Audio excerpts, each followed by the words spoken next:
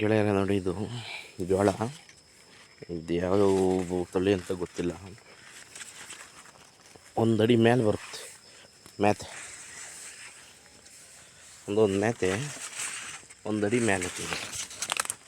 ಹಾಗಿರಲಿ ಯಾವ ಥರ ಇದು ಎಷ್ಟು ಮಟ್ಟಿಗೆ ಇದರಲ್ಲಿ ಕಾಳು ಬಿಡ್ತವೆ ಅಂತ ಗೊತ್ತಿಲ್ಲ, ನೋಡೋಣ ನೆಕ್ಸ್ಟು. ಅದ್ರ ಮಾತ್ರ ಬೆಳೆ ಮಾತ್ರ ಸೂಪರ್ ಐತಿ.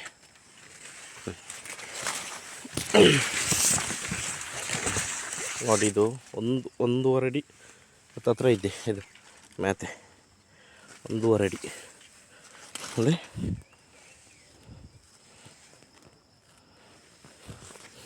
ಸೂಪರ್ ಐತಿ ಮಾತ್ರ. ಹೆಂಗೆ ಬರಬೇಕು ರೈತರಿಗೆ ಖುಷಿ. ಎಲ್ಲ ಪ್ರತಿಯೊಂದು